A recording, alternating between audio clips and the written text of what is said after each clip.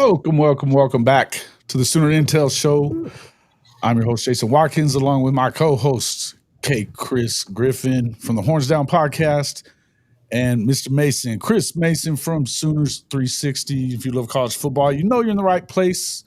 We're going to get into some projections, predictions, and go over kind of the debacle that was our week last week for me and Kchris, and Chris Mason getting lucky on his picks.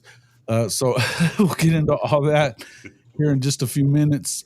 Wanted to probably start off with some surprises to the depth chart. I would guess you've had a few meltdowns there, and as far as Oklahoma fans are concerned, a little freaked out about Jaren Kanak being the number one tight end, and why is Jaydn Ott not at the top of the running back room?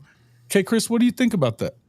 I think it's a case of, hey, fans, OU Sooner Nation, y'all just gonna have to pick your poison, because it's simply one of those things where y'all been screaming for permanent captains the whole time. You got that, and then on the flip side, you got the whole let's reward these guys or whatnot.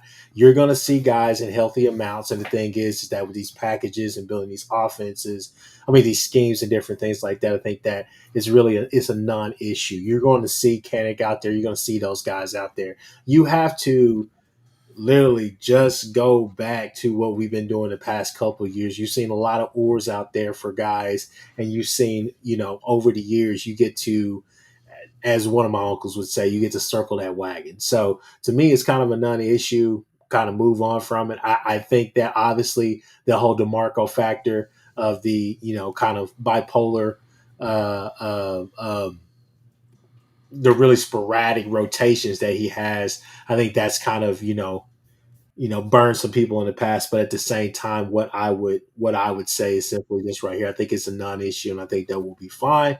I think you will see the guys that get the most carries and all the rest of that stuff, and who deserve those carries. I think you'll see that play itself out. We'll see. Does Barnes have the vision? Can Kanak make some plays? Can he actually catch the ball? But I think that what you'll see is a heavy dose of things. I think, look, guys, one of the things I'm really excited about this year, and we've all talked about it plenty enough, Kevin Wilson's on this staff.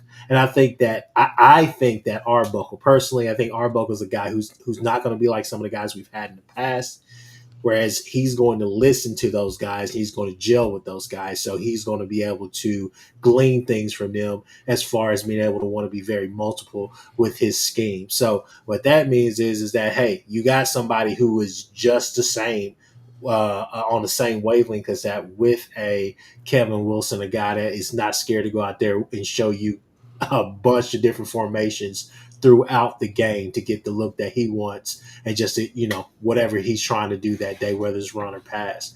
Regardless, though, again, I think it's really a non-issue. I'm more into the conversation about Illinois State. I think that we got some good things to talk about with Illinois State, because I think that obviously I think we win big, but at the same time, I think it's a pretty good test because of some of the things they do, especially defensively. Okay, Mr. Mason. I just think, I know depth chart analysis is a Sooner fan specialty, but I just don't think it means. I just don't think it. I think they're just rewarding guys who were healthy in camp and who played, and I think that's why Kanak will play. I don't think Kanak will be in line if he has to block, defensive ends. I think they'll keep, they'll use Kanak as an H back and try and use him in the most effective way possible, I hope.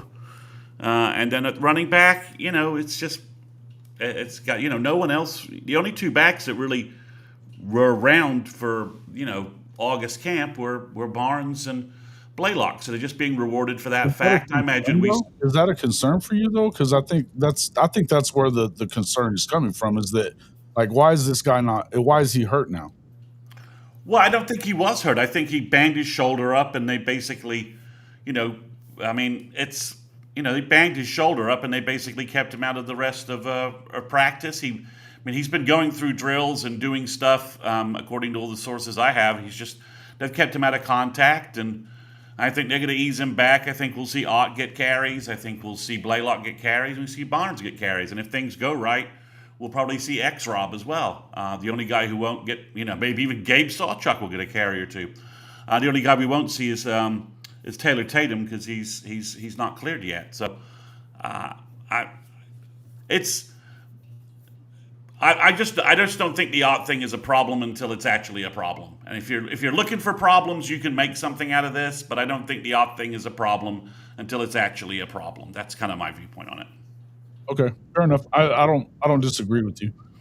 I just think that's the concern that we're hearing from people. A lot of people are like already tying this into a DeMarco Murray conspiracy theory, and let's just see.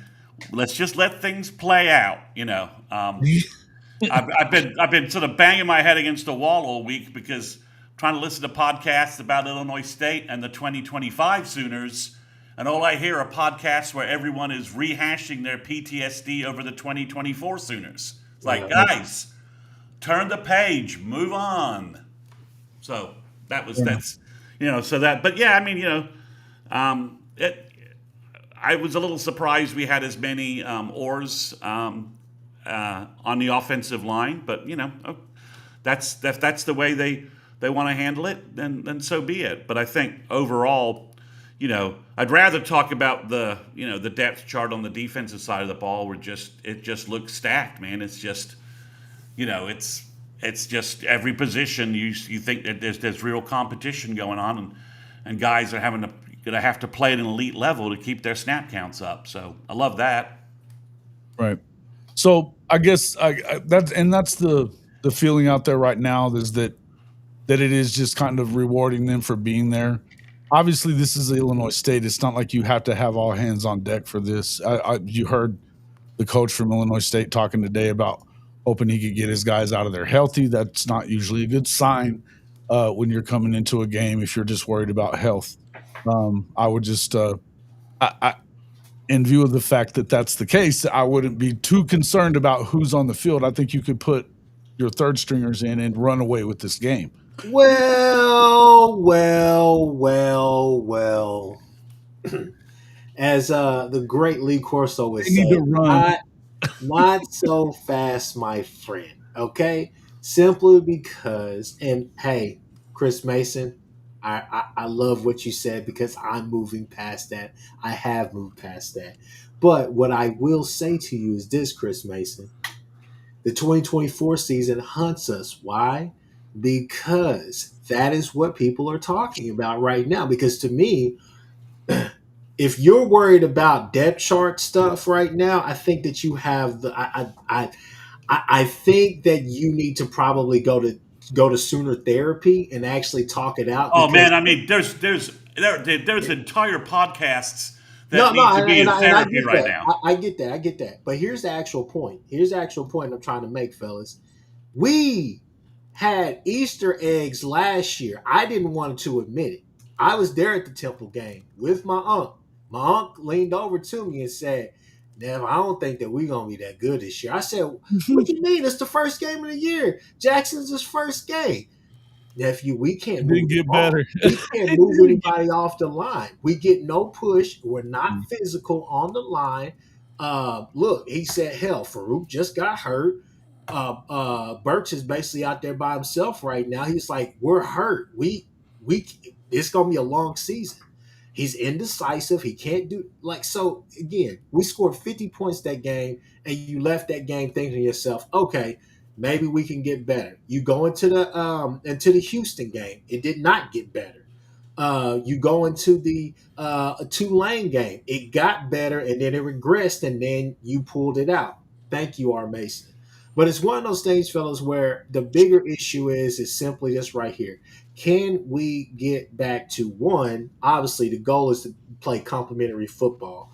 But two, can we get back to just being able to move up and down the field at will, right? So that's kind of the thing. I think that's the fun part to see. Is this offense, it's not necessarily explosive plays. It's can you stay out of third and longs and different things like that? And can you make the correct reads, correct plays? Because here's the thing. Illinois State is going to give you plenty of opportunity to do that. Trust me, if we get into 3rd and 6, anything that's 3rd and 6 and longer than that, they're going to do a cover 0 blitz. They're bringing everybody. I mean, I've watched the film. If you put the film on, they are not scared to go to a cover 0 blitz on a 3rd or 4th down to get you in situations they want you in. So it's one of those things where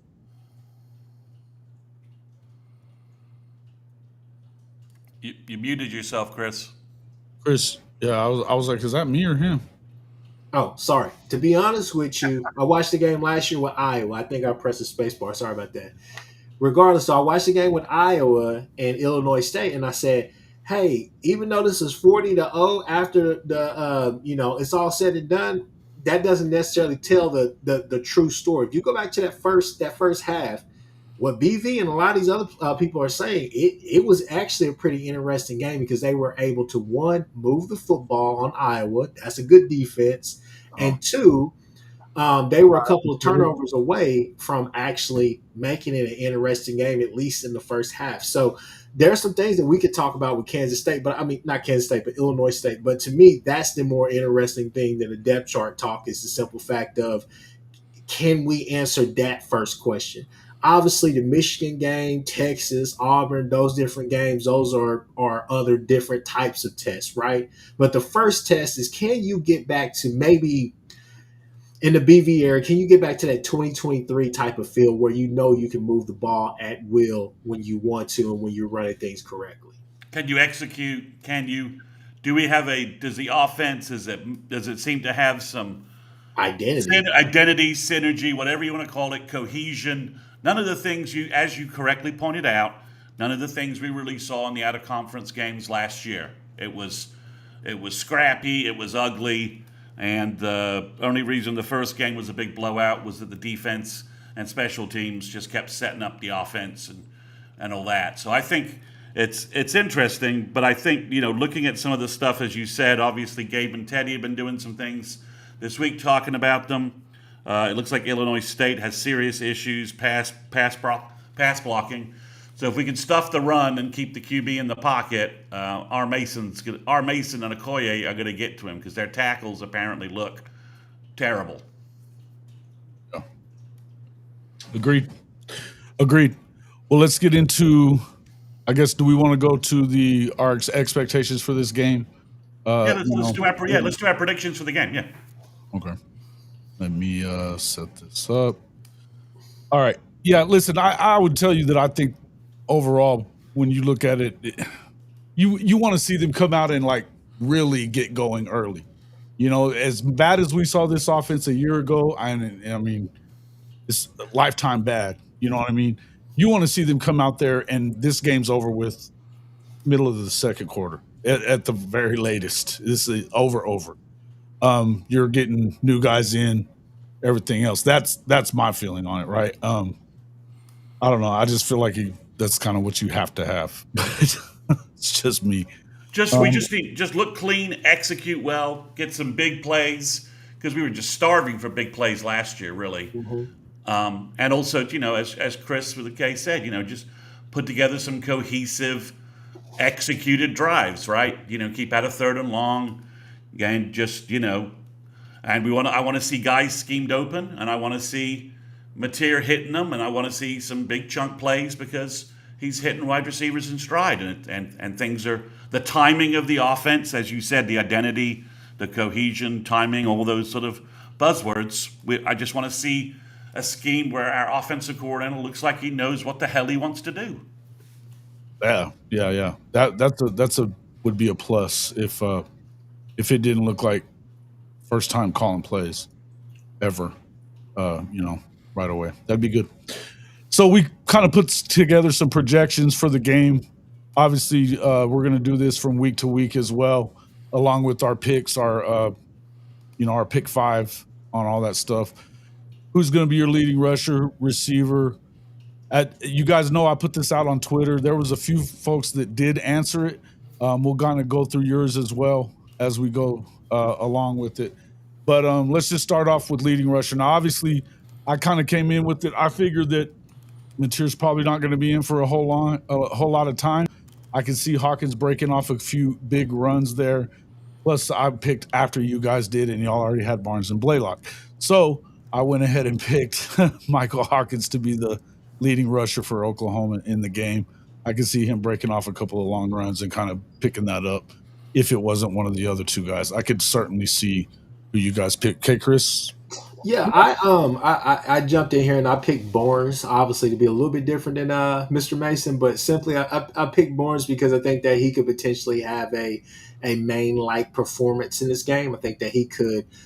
This is a game right here where I just want to see him knock off the rust and also just show that his vision hasn't necessarily just completely disappeared, right? So just being able to get up the field, and this is a game where I could see our tackles be able to really create some lanes out there on the outside as well. But in the inside too, I think the interior we can get pretty nasty as well. So I'll go with Barnes here. Well, I just went with Blaylock because I figure Barnes will kind of get the first carries. Maybe we'll see a little Ott. But I think Blaylock is probably going to get the most carries, and I think he has a potential in like the third quarter to with a worn down Illinois State front. I think he has the potential to take a couple of runs the distance and just home run some things when they start getting a little tired before maybe we see X Rob in the fourth quarter. So that's why I went with Blaylock. I just think he's got the potential to take things the distance if there's any creases, and I figure he'll get some of those chances maybe late second, and in the third quarter. Okay. All right. Leading receivers, you guys go ahead and start with who you'd like. So I got Burks. I think Burks is going to probably lead with all the reception. I think he's going to get a lot of stuff early on. Be interesting to see who's going to be kind of the screen guy to kind of get the offense in rhythm. You'll probably see a couple of screens. I would assume to start or whatnot, but definitely don't disagree with the picks that you guys have. I thought about picking Keontez Lewis as well, but I think Burks, man. I think Burks has a big game. I think he'll be your leading receiver. I only went with I interpreted this to be yardage, so not number of receptions. So I think that could be a different. You could have two different guys. I just think Satania is going to get a couple of big chunk plays when they go like as Chris with the K said, they'll go max blitz. They'll blitz everybody from the secondary that they can. They'll go max, and I think Satania is going to end up getting schemed wide open, and Material's going to be throwing some deep passes his way, and then Satania's taking it in the. So I could see good route runner. He's got lots of speed. I could see Dion being like 9 of 100, something like that. Then I could see Satania being like 3 for 120, something with a ridiculous yard per catch kind of average. Yeah. I think it's going to be, you get these guys on the crease and they'll probably run away from them pretty quick. Same thing I feel about Keontez Lewis. Obviously, he's one of the guys that's going to start for him. I feel like early on in the game, they're probably going to push that button to get them deep, run some big post route stuff. I like Keontez a lot. He's shown some things throughout his time in as a Power 4 player already. So I think that he's proven that he battled through that early injury in spring, but he's been really good from what everybody's been saying in the fall. So like to see him out there. I think that could be. It wouldn't surprise me if you saw a guy like Ivan Carrion do it either. But I feel like he's probably going to be a big red zone threat for sure. But yeah. Anyway, moving on. Will John Mateer pass for 300 yards? Nobody says yes. We've all got no, but I think he'll be right under it. I think he'll be right. Yeah, I think he'll be out. He'll be pulled right before he gets it. Yeah, I'm on the same page as you guys. I'm right around that same number with you, Jason. Maybe a little bit lower. I can see probably a few more touchdowns than it should be for like a 250-yard day. But I think that he could. I think he'll get close. If he surpasses that, I wouldn't be surprised. But I think that you try to this. If I may just break off here just for a second, I think this is a game here that what I'm really interested to see is can we actually, because the past 2 or so years, we haven't necessarily been able to play vanilla football and look Right. great. So I want to see, because he has been in this offense, because he knows his offense, and because he has better weapons, can they keep it vanilla to start and really go out there and do what they need to do? Because On the if he football. does, I think he's going to be efficient the whole time. Yeah. And everywhere else. I mean, every time I've watched any film on Arbuckle, especially those openers, no matter if it was Portland State or whoever, they look pretty damn good running that offense. So and it was really just basic stuff that they were running. Yeah, I completely agree. I think if it wasn't Arbuckle and Mateer, Yeah. if it was Arbuckle coaching up somebody else for their first start, you might expect things not to be running smoothly. But I think everything we've heard and all the stuff we've gotten from camp indicates that the offense has some momentum. It has some. It's working. Mateer's finding guys. I'm with you. I think it's going to be a very interesting. I think Mateer's going to look sharp early and often. Because I also think Illinois State's going to give them some big play opportunities, because they're not going to just sit back and drop back and make OU grind it out. At least that's what they don't. It doesn't look like that's the way they play. At least No, they want to be aggressive. They want to be physical as they possibly can. And literally, they have 7 in the box. They have 6 in the box. They send it to everybody. I don't. It's no zone, none of that stuff on those third downs. They're trying to get pressure. They're trying to get you. They're trying to get you off. But if another sidebar, if you go watch, you watch Illinois State versus North Dakota State, who I think everybody on this panel and people in the chat, I think they would respect that name and that brand of football. They were able to diagnose that and really cut through that pretty quickly. Jason. Yeah. We're still on this conversation. I think that it's going to be, they should be able to get out there, kind of go through it. Just the fact that this is year 3, I think he's going to come out and be clean. Get these guys going early. He should be cheerleading on the sideline second quarter. Early second quarter, if not before that. I just think that you're going to probably see. I think what Unc was saying in here, that he'd like to see more. He doesn't really want to see a lot of Hawkins coming in meaningless games, because he feels like, we've kind of talked about that if Oklahoma's going to get where they need to be, you're probably going to need him at some point this season, whether it's for a quarter or for a game or whatever it could be. It just feels like you were probably going to need him to step in and do something at some point. You just never know. That being said, I would love to see him get his red shirt back as well. But I don't think that, I don't know that they're really thinking like that. I think that, I know that that's something that his family wants. I know that that's something that they'd like to see happen. Then again, whenever you get time for game time to roll around and we get into SEC play, I think he's going to be ready to rock and roll and doesn't care. You'll have your time. He's going to get his time. And so I don't know, man. I'd like to see him get that red shirt as well, but I want to see him get out there and play whenever it's time. You know what I mean? Mm-hmm. I wouldn't want anybody else going in. I'll put it to you that way. Okay. 100-yard rusher. I had Hawkins just doing it. Kchris, you don't believe they'll get one 100-yard rusher?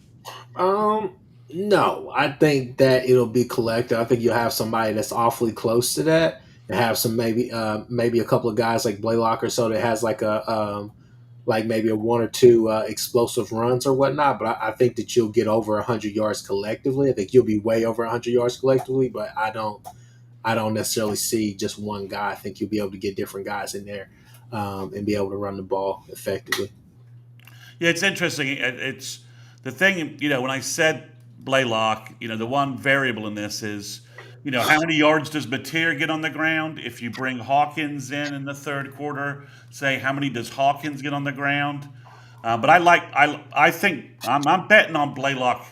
I'm betting on Blaylock having a big day on Saturday. I think he's going to be a name we're talking about after the game. So I think Blaylock has a couple of big runs and puts himself over the century mark. Yeah. Okay. Yeah. Hey, listen, I think that we've been hearing he's a home run hitter and he's been hitting home runs. He's not only that, he's done really well in the blocking game, but he's proven that he can take the beating too as a true freshman. I love what we've been hearing about Blaylock. Kind of expected it. You've been watching everything that's been, watch him work out. You get to see a lot of these guys do their thing, in the off season because of social media. So he put on the weight that you needed him to put on. The dude is freaking explosive. He averaged 9.5 yards a carry last year in high school in 6A football in Texas. I mean, we're talking about a guy that could step in and be legit immediately. It happens. I think running backs are probably, they're generally the ones that show up pretty good for themselves right away if they're going to. So it's, I'm excited about the future there with him. And I think that whatever is going on with Ott, if it is just a matter of them trying to just kind of save him up for the Michigan game, cool. But I think that it doesn't hurt to get this kid in there, get some time on him, and let's see what he can go do. I wouldn't be surprised if he had a huge game. Yeah. Okay. Special teams touchdown. I'm the only one that had us doing that. You realize that's happened like what, 3 years in a row or something? I think what I didn't calculate is the fact that my bold silly prediction for the year is that Kendall Daniels blocks like 3 or 4 punts. So maybe Kendall gets you a block punt in this game. It's returned for a touchdown because I think he headhunts on special teams coming off the edge. I don't know how you block I've been him. saying that, but they've been getting punt returns for touchdowns the last few years in the game and right away in the first game. So wouldn't surprise me at all. I mean, just to, be contrary to you guys, I had to throw it in there since they've been doing it. You know what I mean? So we'll see. But defensive touchdown. Kchris is the only one that said no on that one. They had a lot of those in game one last year. I can see turnovers. I just don't see a pick six or anything like that. I think that Did they have 3 last year? Game one. Yeah, I don't see it this game. I think that with the passes the that Redbirds, huh? You like the Redbirds, huh?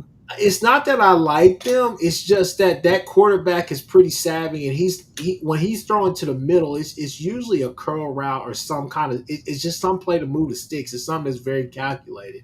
When he throws his interceptions or when he throws balls that you're just like, dude, what are you doing? It's usually kind of out routes or different things like that. So those are the ones that you could jump, but I just I don't necessarily see us having one that we're taking home.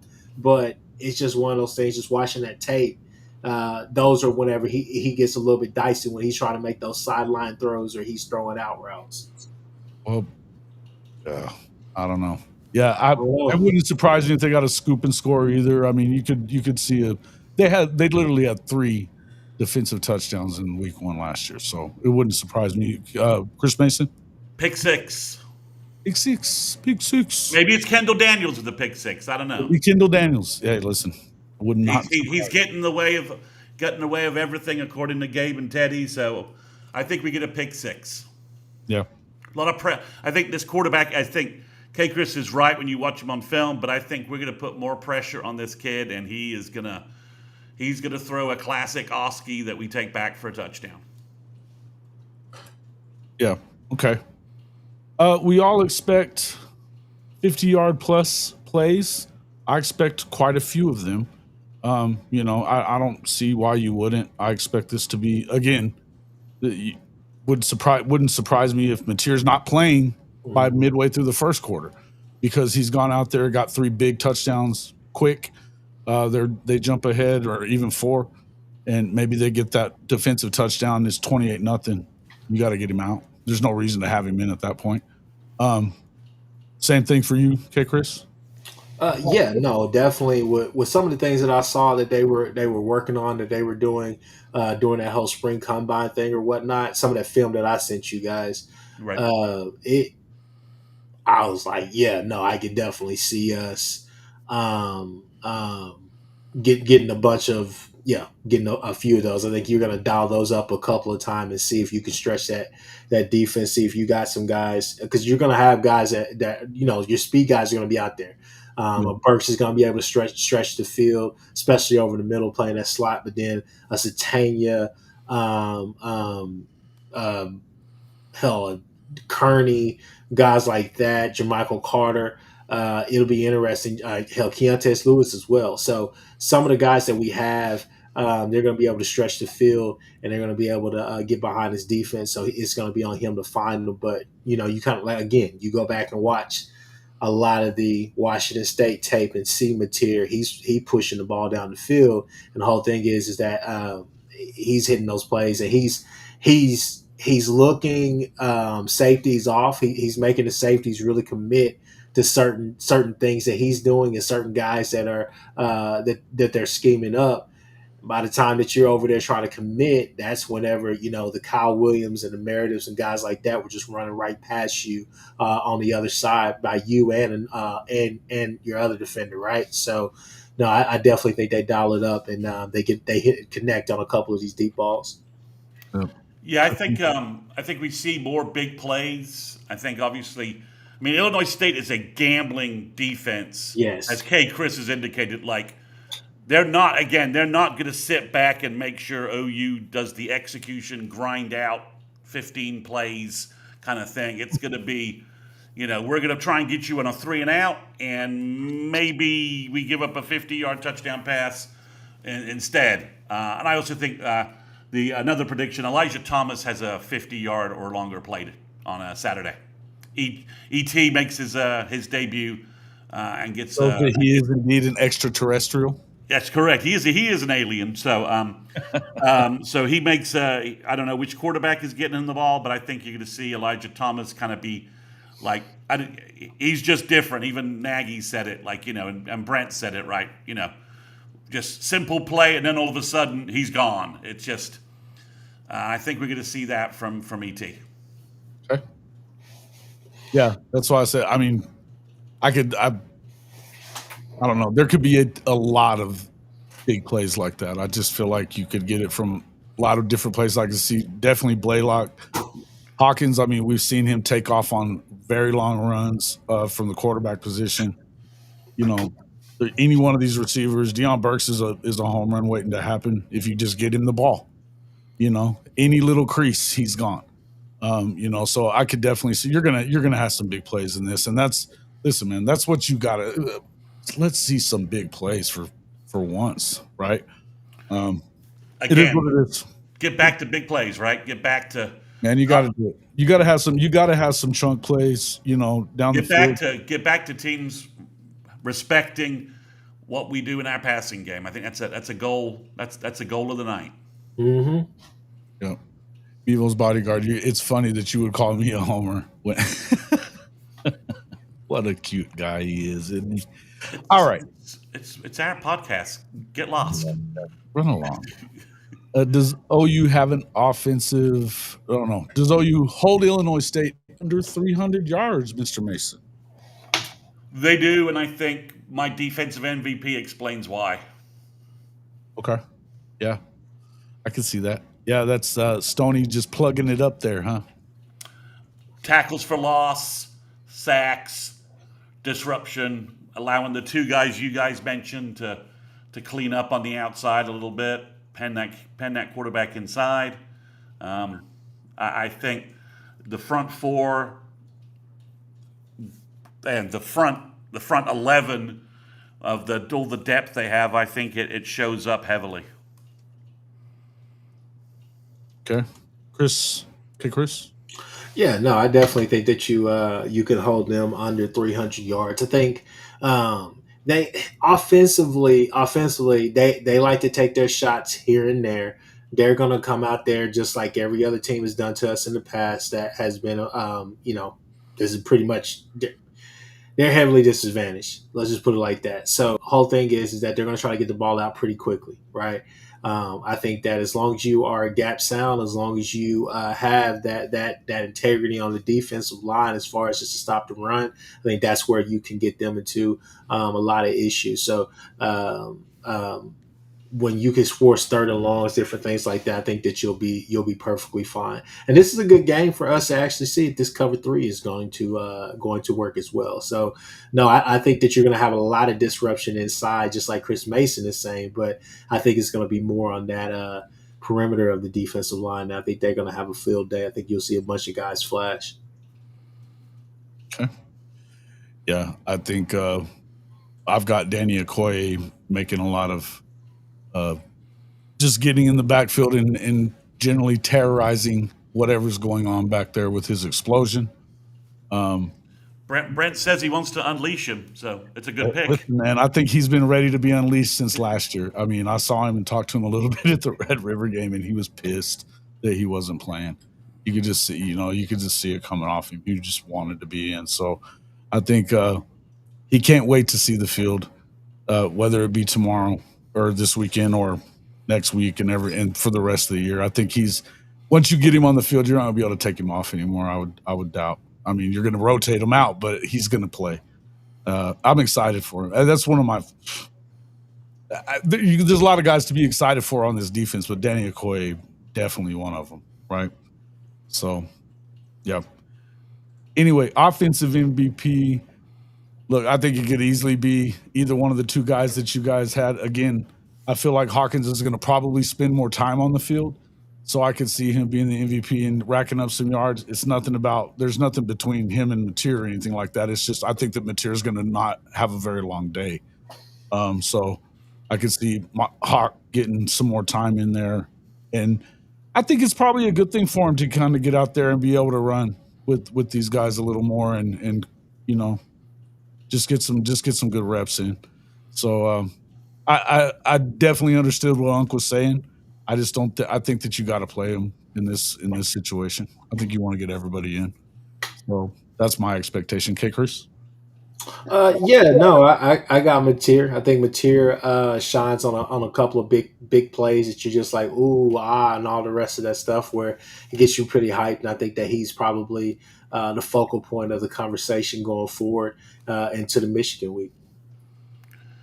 Yeah, I mean, Mateer's sort of your obvious answer, so.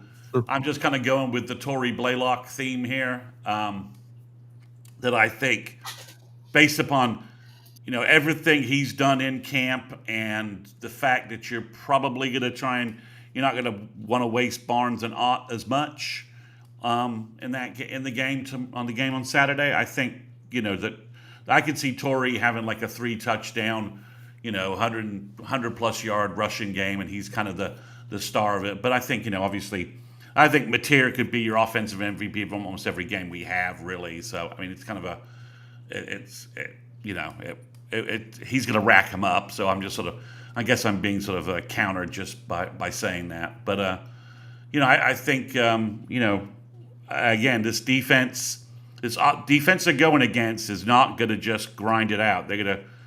They're going to lots of blitz stuff, and we know Blaylock is a good receiver out of the backfield. I could see him maybe getting a big play in the passing game as well, and like a screen pass because these guys are just blitzing left and right. Screen game is effective against that usually. So I could see Blaylock, getting a couple of passes from either Hawkins or Mateer and making some more yardage in the passing game. Definitely, yeah. Listen, again. It could have been any of these guys. I think you could probably think of about 2 or 3 other guys that it could be, So, yeah, I don't think there's really a wrong answer. Kchris, you're going to have to explain the 38-10. So 38-10 is just one of those things where I think it's a modest day. I should have went 40 something opposed to the 38, but for me, it's just one of those things where I believe it. I believe in my heart of hearts. I just got to see it. For the explosive. I know this offense is going to be explosive. I know we're going to do all these different things. Is that what you just said? Is that PTSD talking a little bit? It's a little PTSD. I know professional counseling help. My wife's in that industry. Hey, trust me, I just did a CLE on Lawyers Helping Lawyers, but still, it's one of those things. It's just one of those things where, you just want to see it. Man, I think it's a very modest day. I think we go in there, we get everything done that we need to, and I think you start playing some younger guys to get them some time, get them acclimated to the speed of this of the game at this level, and I think that you really start working on some stuff with those guys. And I think you get in there, you get out of there, and I think you're done. But I do think that we'll probably score 40 something plus. But this was me also earlier in the week believing that it was going to probably be heavy rainfall leading up to the game. So this may be more of a run-based game, but it looks like the weather is going to be A-OK the time that we right at kickoff. So my score is based heavily on our defense giving the ball back to our offense quickly. That they're stymieing Illinois State, they're forcing turnovers, but they're also forcing 3 and outs or 6 and outs, whatever you want to call it. That the offense is getting lots of opportunities, and they're also getting set up with good field position. And I think there's at least one defensive score in there. And I also think that, fourth quarter game with Hawkins and maybe X-Rob in the game, you get some garbage. You're grinding some stuff out, and there's Sure. and Hawkins breaks a run, and all of a sudden 40 yards, he's in the end zone, and it's just done. Same thing with X-Rob. Do you want to tackle 238 pounds of Xavier Robinson in the fourth quarter? Probably not. And maybe just he breaks away, trucks something for a run. We know he can do that. So that's a little bit of where I think it's going to be like in the 40s, and OU gets what might be considered 2 cheap touchdowns in the fourth quarter, just off Illinois State's just out of gas, and we have better O-line depth than we've had previously. So the backup O-line pushes some people around. I mean, Foji and UK Dan and Baklenko, and Jake Taylor could be the guys your fourth quarter offensive line, and that's some folks who can move some people around, and our backup quarterback and backup running backs might find some lanes, and then they're just gone. I mean, as you said, Hawkins is just gone with the gap. Yeah, I've got it. I mean, I've got it 10, 11 more points than that. So I'm with you on that for sure. I think that I just don't really feel like this is a game. I remember the 73-0 game with Arkansas State a couple of years ago. It feels the same. It feels similar. And especially when you have this team that they're coming out with a little bit of a chip on their shoulder because of what went down last year. I think you want to come out and really show well against a team that you definitely outmatch. You know what I mean? You need to come out there and fire on all cylinders. I think even with a guy like John Mateer, I mean, look, I think that he's got confidence all day, but I think he's probably sick of hearing dumbasses say stupid shit about him. And like today with some nameless defensive coordinator saying he's small. But what the fuck? It was really dumb. But it is what it is. I mean, this is to be expected. You got dipshits like Bevo's bodyguard in there saying the things that they say. This is what it is. But I think they're going to come out and show well it's Illinois State. I think you want to get your guys in, get their work, get them off the field so you can get started on Michigan next week. End of the story. So and with all of that said, I think this is a shameless plug right here. Definitely tune in because obviously that us three, we do rapid, instant reactions right after the game is over with. So we come on here for a little while and win or lose, and we talk about it. So definitely come and join the show, chat. Let's talk about it. Let's have our kumbaya moment, and let's get ready for Michigan. And we'll go back over this and see how clearly right or wrong somebody was. So, yeah. And speaking of right and wrong, does that lead us into our MyBookie 5 for this week? It does indeed. Yes, the MyBookie Pick 5. We got that coming up. Obviously, you guys can get started with MyBookie on hofmedia.us/MyBookie1000. Get up to $1,000 welcome bonus. That's 100% up to $1,000 to go ahead and just put your first deposit in, man. It's a big bonus. The best odds are for sure on MyBookie. I love that. Love the site. So make sure you guys get over there and check it out. Listen, wasn't a good showing for me and you last week though. There, Kchris. What the hell? Man, K-State let me down. Trust me, don't play. I thought you guys were fighting in Dublin. I was fighting for my life with the picks I made. I was like, what's going on? I did get lucky with Hawaii. I mean, Stanford's bad. I mean, they are bad. I took a gamble on I was listening to one of the talking heads on Sirius, and they were talking about how badly that roster got pillaged. Yeah. And it was just absolutely pillaged to death. And that's why I got lucky with the Hawaii pick. And we all missed. Was it UNLV almost losing? No, it wasn't UNLV. Yeah, it was. Yeah, it was. They almost lost to. They almost lost to whoever the hell they were playing. And we all Yeah, thought it was they would. Idaho State. Yeah, they almost lost that damn game. Idaho State, one of those two. Dan Mullen did not look good week one. But yeah. First week with his new team. I mean, I don't know. Yeah, it's week one. We also saw them. We also saw what happened with. I mean, even Oregon struggled with that same football team last year. Yeah. So I got lucky. I got lucky. Week one. The Iowa State pick is the one that I felt the most comfortable about. I thought. Fellas, let's get to it, man. We got this on screen. What we doing? Yeah. Hey, let's get it. Yeah. All right. Obviously, yeah. I mean, let's do it. Hey, it's pretty much everybody picked the same stuff. So Oklahoma given the 35.5. But this Texas and Ohio State game, nobody picks Texas. That was a little surprising. You knew sure as shit I wasn't doing it. But given the 1.5, did you have any pause in making that pick, Kchris?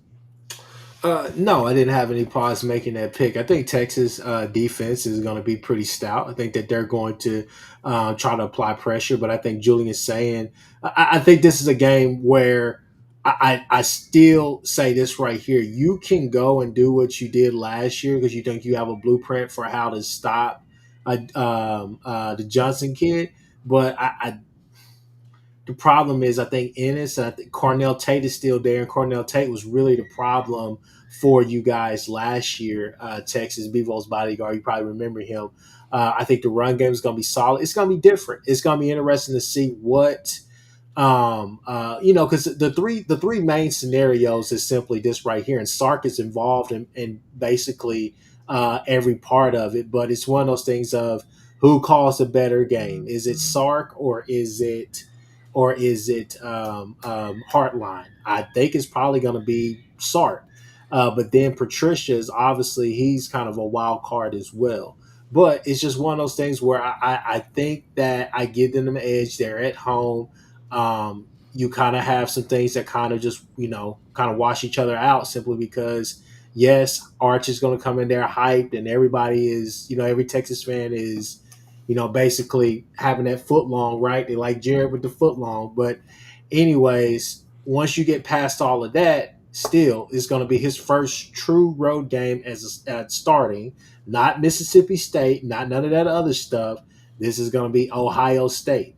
Yeah. Julian's saying is going to be in the same boat as well. Playing against them last year. Yeah, so it's going to be one of the things where it's the same thing. So there's a wash. There's a lot of things that just kind of X each other out as far as what's going on, because you could say Heartline, first time play caller, but you can also say, hey, if things get tough, is Sark going to make it? Once Sark gets away from that script and all the cute plays that he wants to do with the reverses and the little running back screen, once you get him out of that, you get him out of his comfort zone, and we have seen they struggle in the red zone to score, and also at the same time, Sark will get a little bit too cute around the goal line. We've seen it. Hell, it happened last year in the Ohio State game.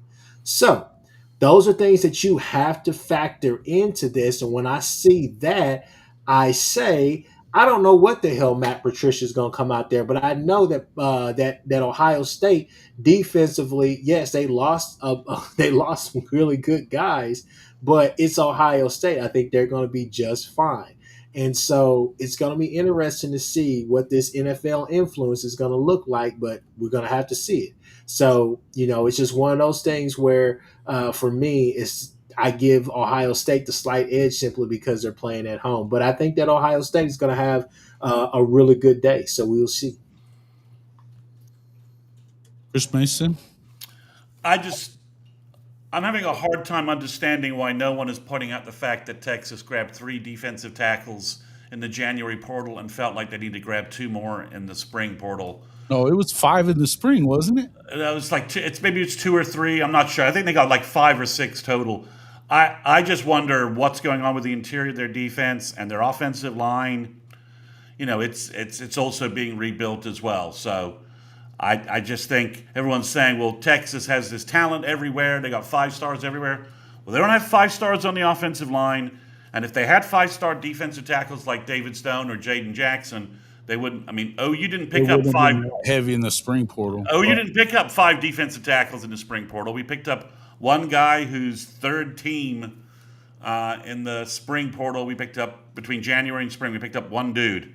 So I think there's some vulnerability there and some issues there for Texas, as well as I think if this game was in Austin, I probably would have picked Texas, and I just leave it at that. I think the road part of this plays a significant factor. In order to go into sure, we won in Columbus, but we had maybe our best quarterback in the last 25 years with the best offense that we've had maybe in the last 25 years to do it. So, and nothing about Texas says that, and their running game is a bigger part of what they do, and I figure Matt Patricia from the NFL can at least figure out how to put a run defense together. One would think, and here's the other thing that you have to think about too is the fact that, hey, the best player on both sides of the football in the country played Ohio State. And it's not like Ohio State has like scrubs everywhere. I mean, these guys have top 3 recruiting classes every freaking year. Yeah, listen, I mean, go look at the rosters. There's a reason they're number 2 roster behind Alabama. That's it. Okay. So look, I think that they've got some things to overcome. I don't think that it doesn't matter that you have a new offensive coordinator or a new defensive coordinator. What I do think is you have a lot of continuity throughout that staff, particularly and again, not all these guys, the Texas guys want to tell you that, oh, well, a lot of these offensive linemen played last year. Well, you already lost your left tackle. You already lost your left tackle. So you need to talk about it both sides if you're going to sit there and act like that it doesn't matter that you lost all these guys, but it matters that they lost all these guys. They have Caleb Downs in the secondary.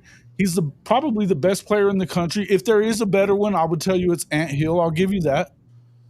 But as far as defensive players, I think that Anthony Hill is probably the best player in the country if it's not Caleb Downs. But I think it may be Caleb Downs too. Then the other side would be Jeremiah Smith. And before you say, oh, well, we shut him down. You didn't shut down anybody else last year. So just because Jeremiah Smith didn't get the lion's share of catches in that game, he didn't need to. They were getting you every other way. So again, do something in the red zone on the road. That's a tough thing to do, and you haven't shown the ability to do it even in your home state. So I think this is a loss. I don't even think it's that big of a deal. I think it's wild that you go into as the preseason number 1 and you're not favored to win your opener, but it is what it is. I'll believe it when I see it. There is the way I'll just look at it. I'm not buying Texas anyway. So anyway.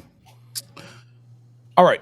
Next up, Clemson, LSU. I thought I might have switched it, but I just couldn't do it, man. I just couldn't do it. I think the LSU kind of has to show me that they can win an opener. It's 5 years in a row. Forget about the fact that BK's done it 3 times. Mm-hmm. It's 5 years in a row they haven't won the opening game. I will say this right here. I do not think that this is going to be a blowout, fellas. I think that this I don't either. I'm gonna be honest with you. I trust Dabo in those scenarios as far as being able to get his team to the point to where they can go out there and blow somebody out. But Clemson usually starts slow out the gates as well. Not necessarily losses, but just sometimes it just takes them a while. I mean, have we seen them with Citadel and other teams or whatnot where they play close and then they go to Texas A&M and beat the brakes off of them, right? But for me, I think this is a game where I just don't trust Klubnik to go out there and really put it on LSU like that, right? I think this is kind of another kind kind of they're going to be in a battle like they were last year with USC. I think that it's going to be a tough game throughout, but I think that you're at home. I think Clemson has a hell of a defense this year. Yeah, they Um, do. I think they get it done. I think Peter Woods and the fellas get it done on that side of the ball. And I think Klubnik makes enough plays with his guys because he's going to have some good receivers and a good tight end or whatnot. But I think that he makes enough plays to get them to where they need to be, which is in the winner's column. Elite D line versus rebuilt offensive line that has lost 3 NFL offensive linemen. That's the matchup I don't like, and that's why I chose Clemson overall. I just think that matchup on the road. I love Nuss, and that's why I think the game will be close, provided Nuss is upright. But yeah, I just think it's the road away split here. LSU away from Death Valley loses games like they lost last year to Florida. They in Gainesville they got stomped. I just think there's a road away split for them. They lost to A&M at College Station, right? Who That's did? right. LSU last year. Oh, Didn't they lose to College Station? yes. Yeah, they So lost, yeah, they they lost just to South they're just Carolina at home. They lost to South Carolina and Bama at home. yeah they're just not a great road team. And Death Valley, in the other vest, although little Death Valley Junior is what Brian Kelly's calling it. He called it Death Valley Junior. He did. Yeah, that's a laugh. Sorry, I thought that was the practice You field. stupid Death Valley. I thought I Death don't know why Valley you- Junior was the practice field at Notre Dame while he was coaching there. But just really, I just think again, you've got Peter Woods and you've got this Parker kid. Plus, we know Clemson recruits D line, and Will Campbell and the other guy are in the NFL, and they had a hard time keeping Nuss upright last year with 2 NFL tackles. We know that. Now you lose 2 NFL tackles. It's not just so easy to find 2 dudes and plug them in. Don't always work that way. So I need to see LSU's offensive line keep an elite offensive line, keep an elite defensive line off Nuss, and not make them one-dimensional with in terms of running the ball. So that's my problem with LSU. We'll see if they can turn that around. Yeah. Again, I was just going to say, I think that LSU, the problem for me is simply this: is that even with the Weeks, the Wit, or whoever that kid is, I think you're going to have a decent defensive line. And we know that the DC, he likes to blitz, and we know he likes to bring guys from different places.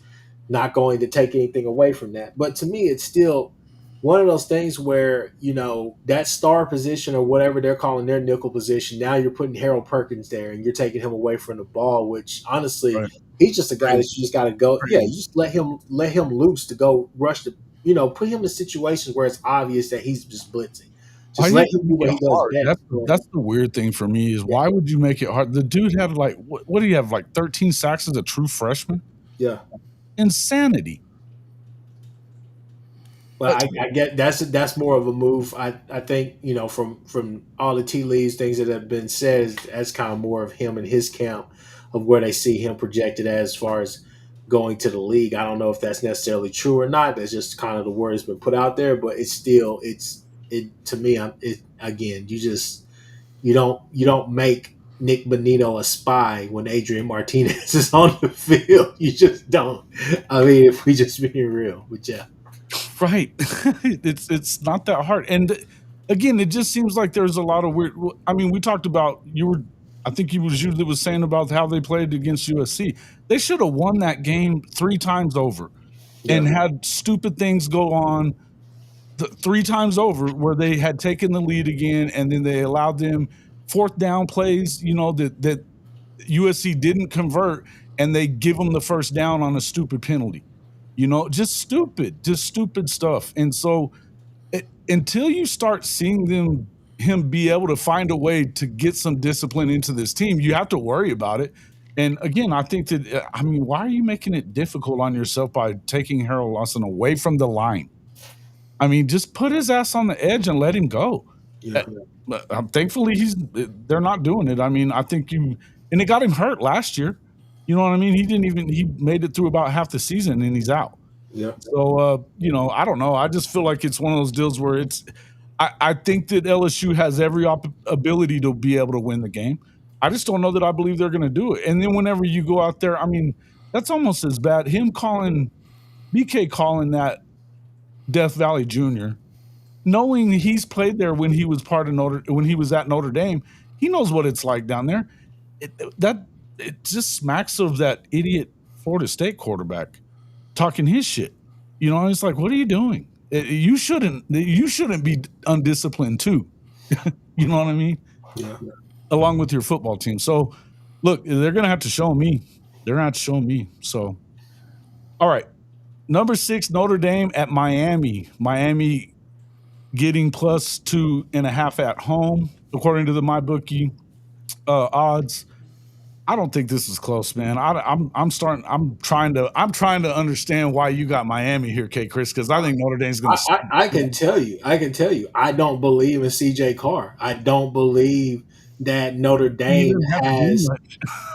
I don't believe that Notre Dame has their quarterback, especially when the head ball coach comes out and says, "Yeah, what made you pick him? I went with my gut." That does not make me feel comfortable. Does not make me feel good. Whole thing is this right here is that you've heard a lot of conflicting reports about CJ Carr coming out.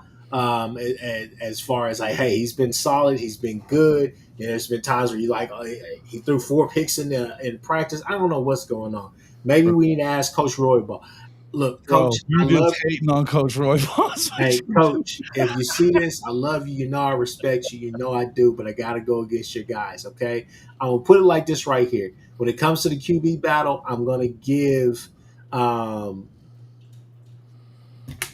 the advantage to Miami. I think they have the better quarterback. Defensively speaking, offensive line speaking, I don't understand what you're talking about. Here's the thing, Jason. Running back speaking. I'm just gonna be honest with you. They had their Cristobal may very well choke this game away, and he may be the reason they lose. But I can guarantee that's like I can guarantee you they will not be one dimensional like Notre Dame is going to be. Notre Dame is going to run the ball an awful lot. Come on, Jason. I don't see Jeremiah Love getting that loose against this Miami. He's not the only guy in that backfield. They put up 100 yards pretty much on everybody, and Jeremiah Love's going to get loose. What do you mean? Hey, like Trojan Fight is saying, load up the box, load up against the run, make the QB show you that he could beat you. That to me, I'm just telling you, I would not trust Lloyd Carr in this situation simply because. Well, Lloyd Carr is not quarterback. He's not playing quarterback, bro. CJ Carr. I'm just saying this right here. I'm not gonna go. I'm gonna go out on a limb and say that he's not mobile. He's not the Leonard kid to where, hey, you have to really be worried about this true RPO because that's his strength right now. I don't see it. I just don't see it, guys. I'm telling you, I would not get caught up in that. Defensively, I think that they will put up a hell of a fight. I think it's going to be a close game. I do not have it being where Miami blows them out and magically everybody shows up in that stadium. I don't see that. I'm telling you guys, I don't trust Lloyd Carr. I mean, I don't trust CJ Carr. Something tells me it's not going to be a good day. You call him Lloyd Carr again? He did. It's twice. Good God, man. Okay. So you guys have presented all kinds of interesting analysis on this game, intelligent, articulate viewpoints from both of you. I'm simply picking Notre Dame because Mario Cristobal is the worst game day coach in America. He will find a way to lose this game. He will find a way to screw this up. We will be talking about the fact that he shouldn't have like a coach visor on. He should have a goat head on instead. He's just he's just terrible. He's terrible. He's a great recruiter. Yeah. He apparently can coach offensive line well, but game day he is just. He suffers an incredible brain cramps in so many. He's got to prove it. He's got to prove that he can out-coach somebody on game day because the Georgia Tech guy smacked him around, and Fran Brown smacked him around in the Syracuse game. He just doesn't have it, and he doesn't have. And I don't buy the Georgia guy at all. I've heard stuff like that the Georgia locker room feels much better about the guy they have now than the guy from last year, and and he doesn't have the playmaking. They should have lost 5 games last year. Their quarterback kept them going just by magic, and they don't have that guy. And I don't think the guy they have right now. He lost the Cavender twin. He got his Lamborghini booted on South Beach. He's not having a good time in Miami. I don't think it works. Go Notre Dame, which I'm not a big Irish fan, but I think the Irish win this game. Yeah, fair enough. I'm the only one that picked Auburn in the next one. It was more a play just to try to catch a game back on you a little bit there. Both of you guys had Baylor. I don't know that I think that Auburn talent wise is definitely better than Baylor. I just do. They should win. That being said, listen, I have no faith in this pick, none whatsoever, because I don't know what we're gonna see from JA. In fact, if I know, it's not good. So it's concerning for me. I think probably the best option is if it gets ugly early for him a little bit, and maybe they go to the kid. Maybe they got a shot there because they won't really know what to expect from him. So I don't know. I don't think it's a good situation really if he doesn't play well. But I also think that you can find some things. I wasn't super impressed with what Baylor's offensive line. They didn't run the ball great last year. I think they got a good quarterback and a good passing game. I think they're going to struggle with this defense, and particularly the D-line that Auburn's going to bring in. See the low-scoring game. I can see it going either way, but I have zero faith in this pick. Zero. Well. Again, to quote, are you interrupt to me? To quote the great Lee Corso, not so fast, my friend. Jason, you're one of my really good friends, man. One of my really good friends.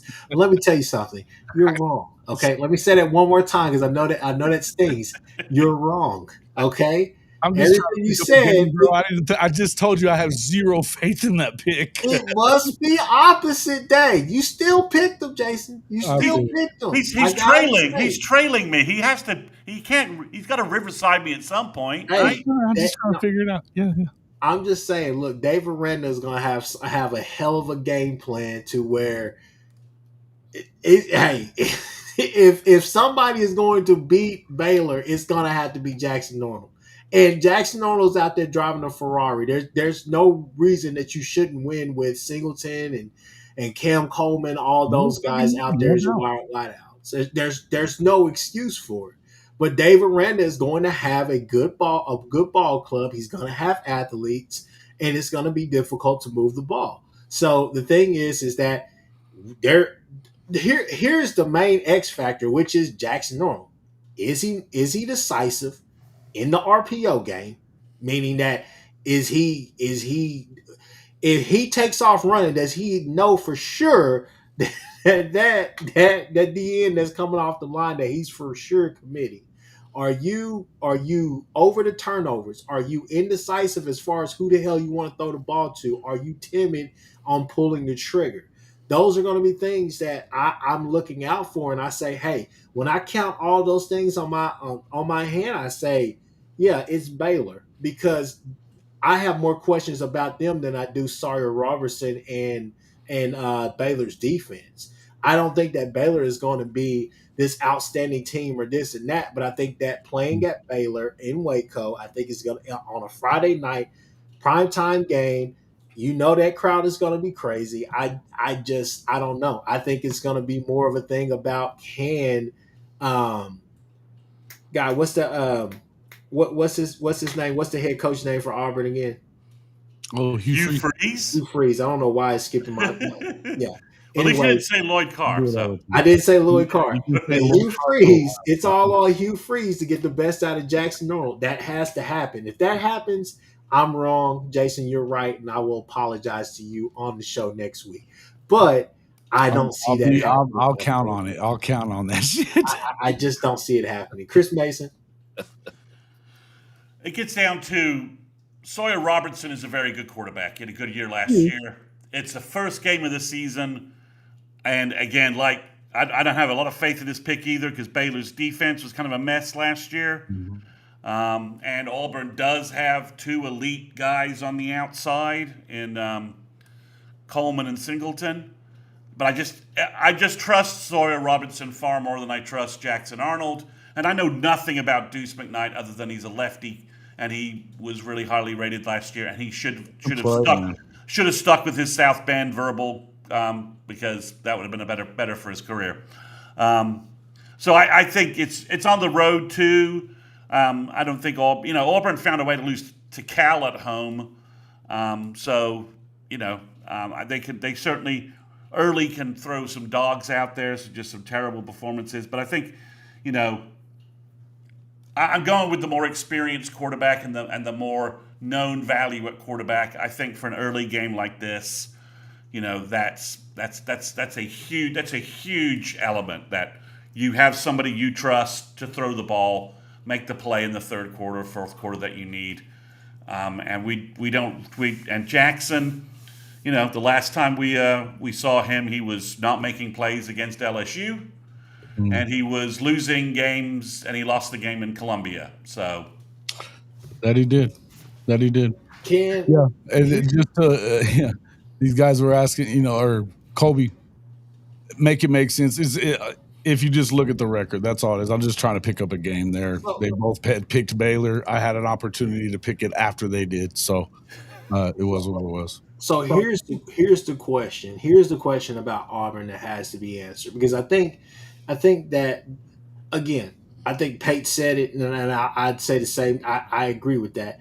They could easily be a 7-5 team. They could easily be a 10-2 team with the roster that they presently have. I think the question is that if Jackson's not the answer, is Deuce Knight the answer, or who's next after him, right?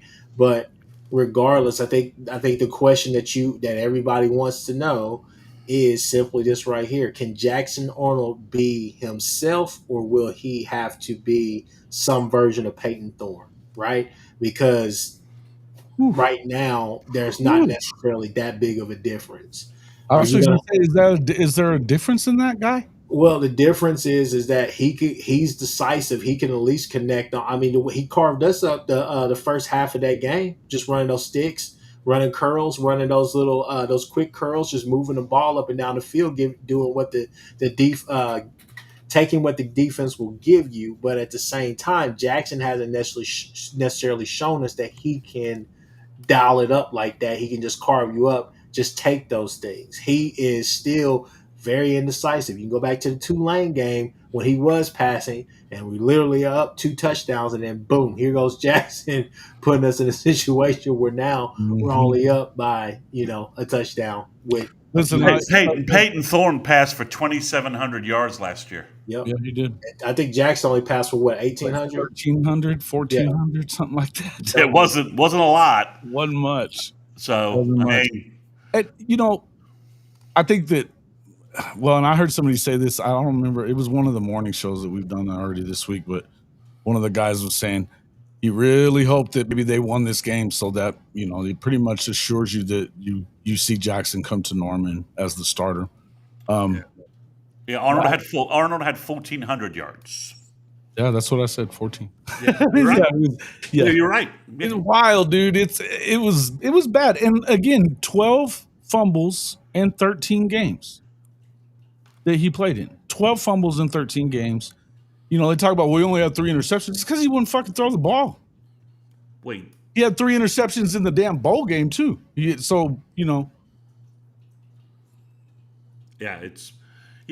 I think the thing about Auburn to me is everyone talks about their talent, and they've got talented players. But I'm not sure I think that they are talented. They have a talented unit on defense or on offense, right? That they got talented guys. They got talent for sure. They got talented, legit, man. Their defense is legit there at Auburn for sure. Well, they're from their interior. They lost some guys, and so but I'm not sure that they have an elite defense, and their offense is a little all over the place. They've got some really talented guys, but I just don't know whether everything's in sync, and if again, we got to see what Arnold. Maybe they're rope-a-doping with all this 3 quarterbacks and 3 play callers and all this nonsense we've heard out of them so far. But yeah, I don't know. I just think it's Auburn. Again, I've been half convinced that Hugh Freeze is trying to get fired and get the payout. Yeah. So, I mean, it's an untenable situation there. I can see that. I mean, but again, they do have talented guys. I'm just not sure cohesively that you can say that they're. I think he thinks too much of his ability with quarterbacks because of what he did when he was at Ole Miss. Yeah, it was one guy, Bo Wallace. That's it. Well, no, he had the Kelly kid did pretty good with him, right? Got him in trouble too, but I mean, I'm just saying he played really well under him.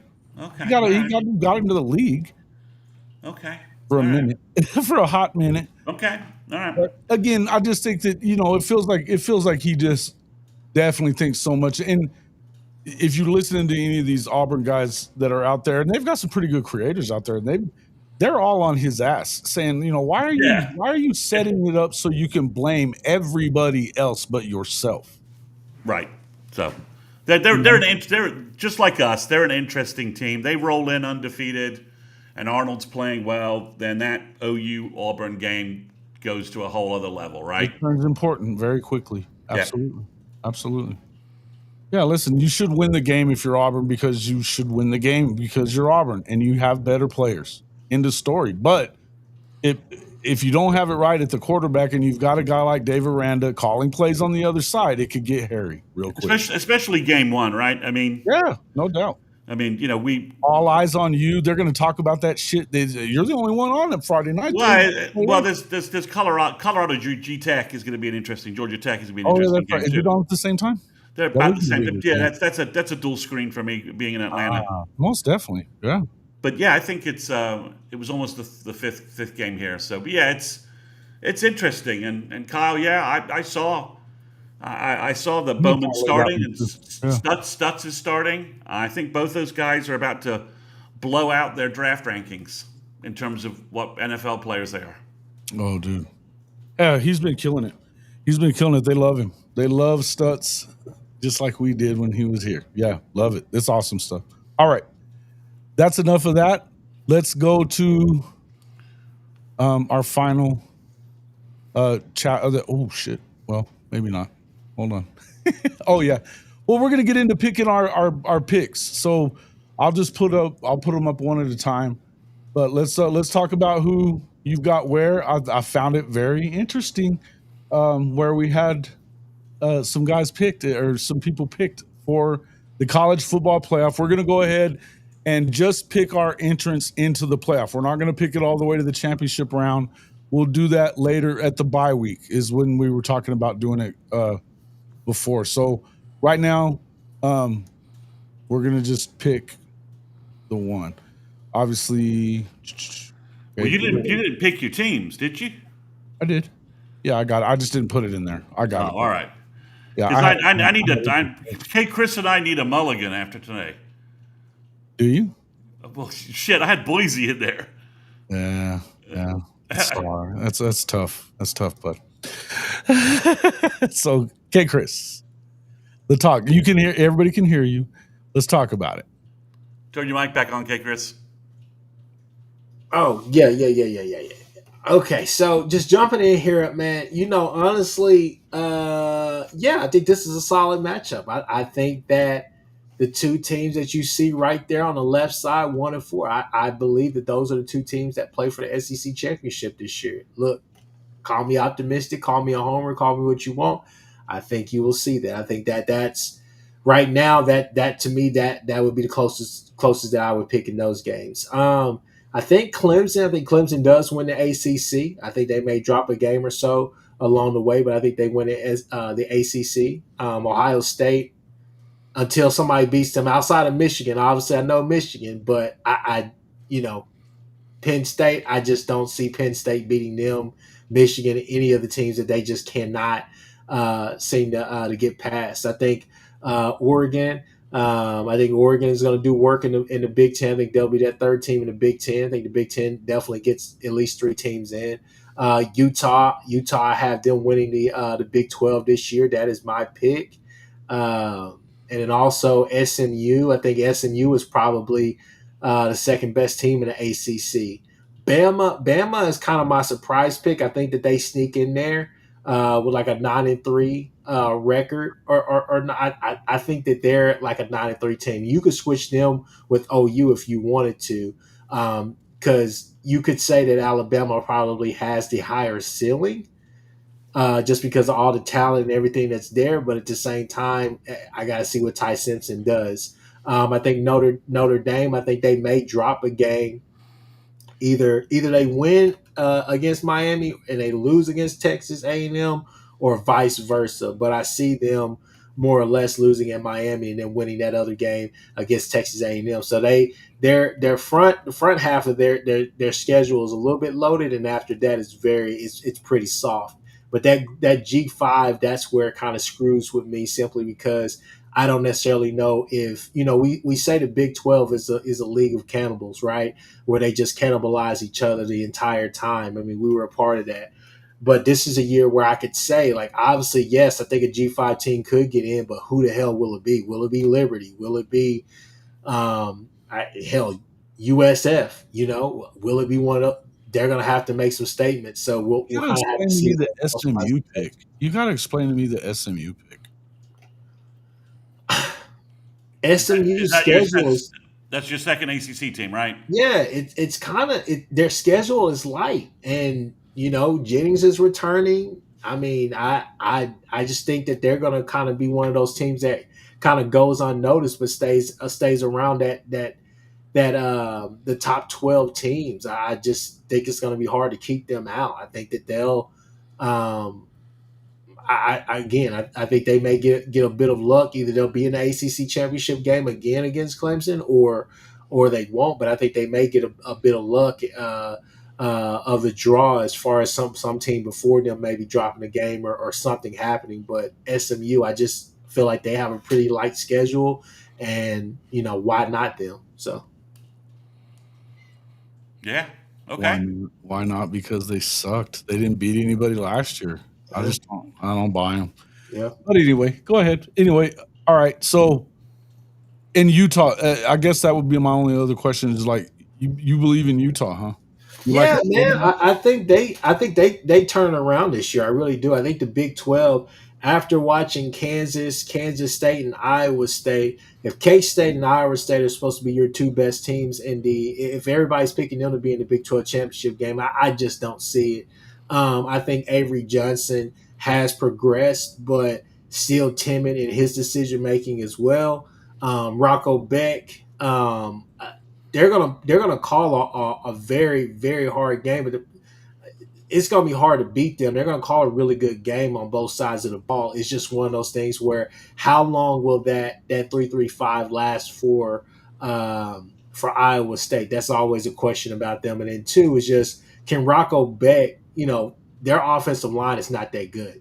So if Kansas State is able to get that type of pressure, which Kansas State is always going to have a decent defensive line, but if they're able to get that type of pressure, that bothers me, because that's going to put Beck into some scenarios that we're not liking. And we've seen the best of Beck, but we've also seen some bad plays from Beck as well. So that's the thing. It's still, I think he has a better wide receiver core than people thought. But at the same time, I don't know. I don't trust that offensive line to help him out. My only thing with K-State with what you say, I feel like that game was sloppy because the field was shitty and it was rainy and it was the first game and a lot of that kind of stuff. And really, if you look at what Avery did, he didn't play bad. No. He didn't play bad. He was 21 of 30. He had almost 300 yards. I mean, he had a good game. He didn't turn the ball over. With as many turnovers as both teams had, but especially Iowa State in some of the pivotal moments, especially early on in that game, K-State just never took the moment. That was the problem for me. I think K-State could have took that game over, and there was time for it. They should have, I felt like. But I also feel like that being on the road in over there in Ireland like that, that's been a concern for me anyway for both of those teams. Is I think you could have, and especially the loser, you could have a hangover when you come back, and I think it's tough to come back from. But that being said, I don't know that league is as good top to bottom as it was a year ago. I just don't. I'm not sure that it is. I think Kansas could be better if they can keep. They're obviously you got to keep Jalen Daniels upright. I don't know that they do that. He hasn't stayed healthy really at all. But they were the hottest team in that conference at the end of the year, for sure. So it's one of those things where you definitely have to look at that. But I still think K-State's in it. I think everything is still in front of both of those teams. I don't want to overreact to that game myself too quickly, because I just think that there's a lot of football left. And the Big 12 is a weird damn conference, man. It's a weird conference. You could see some different things happen. I damn sure don't think Texas Tech is making anything. A Big 12 Texas championship Tech ain't doing shit. Yeah. Texas Tech, look, man, they got to get to a conference championship before I'm going to talk about them. All right. I mean, I have a hard time with the Texas Tech thoughts. They haven't even been in my thoughts when it comes to these guys. Real quick, I thought I had Chris Mason's. Let me grab it real quick before we move on. But tell me one more thing. Alabama 9-3 again. You don't believe in Kalen DeBoer at all? I like Kalen DeBoer, especially when Grubb is there with him again. It all boils down to Ty Simpson, and can they find a true number two, which they have plenty of guys to do that. I'm not doubting the roster, but are we going to make Ryan Williams out to be Superman all by himself, or are we going to actually have the Justice League? Sorry for the nerd talk, people, but I mean that's what you're asking for. You're asking for that supporting cast, right? Can we get a true number two with him and not make this all about Ryan Williams? But yeah, I think it's going to be interesting. I'm actually pretty pumped about this Florida State game, not even because of the trash talk, but just to see where these two are at, simply because this is a game where Florida State should get the hell beat out of them. But at the same time, I think they could cause some problems for Bama. So we'll have to see. But I'll pass it to Chris Mason now. Yeah, Mr. Mason, tell us about, you've got Georgia at number 1 as well. You've got Penn State at number 2. You believe in these guys? Mr. Mason? Yeah, I know. You know me. I'm not a James Franklin guy at all. Right. But they brought in wide receivers. Aller, this is more of a Coltonecki bet than it is a James Franklin bet. I think Coltonecki in year 2 gets more out of their offense than he did last year, and he helps with he helps Aller sort of play better. Coltonecki's a good. I'm a big Coltonecki guy, big Coltonecki fan. So I think I'm betting on him year 2. That's that, and I'm betting on Ohio State just having a brain cramp loss here or there, and somehow lost me there. Lost me there.